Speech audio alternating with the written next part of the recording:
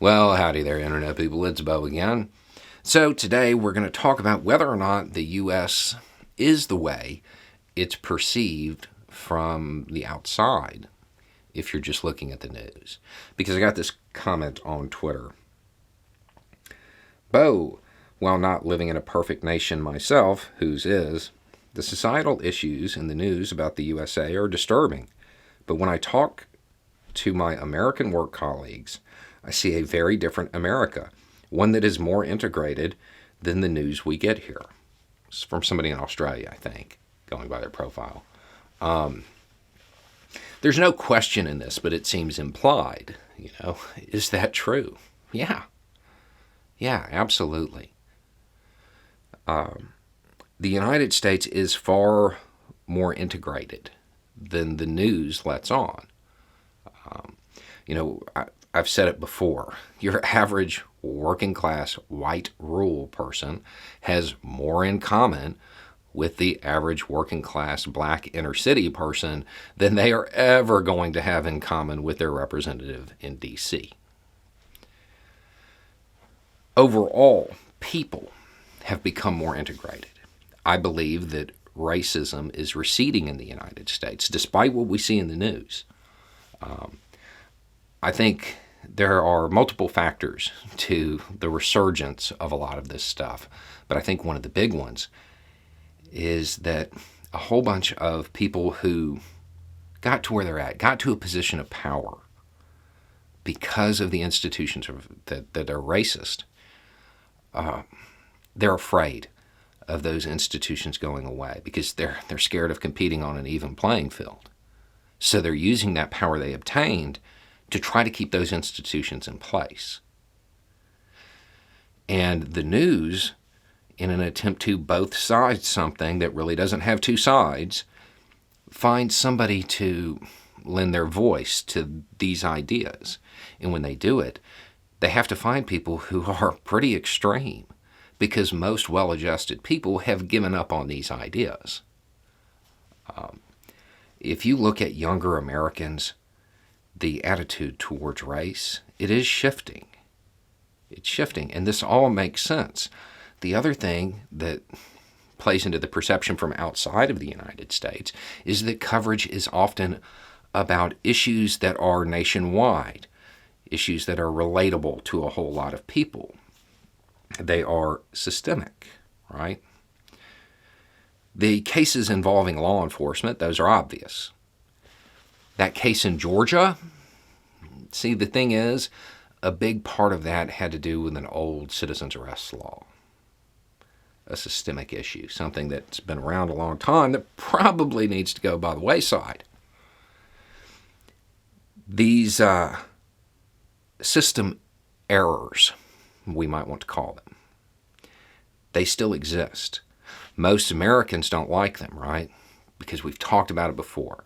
To change society, you don't change the law, you change thought. And when thought changes, the law follows. We're at that point now where thought has changed.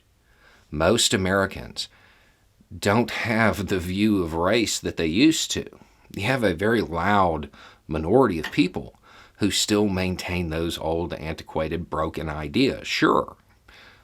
But the majority of Americans don't. So there is more of an outcry when systemic issues lead to high-profile incidents that are often tragic. Right? The thing is, a lot of those people who have adjusted their views, who are, quote, not racist, right? They think that's where it ends for them. All they have to do is be not racist. That's not true, because those institutional systems, those institutions that were built on racism, they still exist. It's why it's incredibly important for white Americans whose views on race have shifted, who aren't racist, to become anti-racist, to want to dismantle those power structures that those powerful people are trying so hard to keep in place.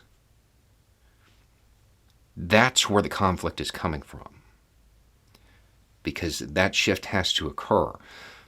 thought has changed in this case, right? It's already shifted enough to where a lot of the laws that aren't overtly racist, but still manage to be disproportionate in their impacts, they're still on the books. They're still around. We have to get rid of those.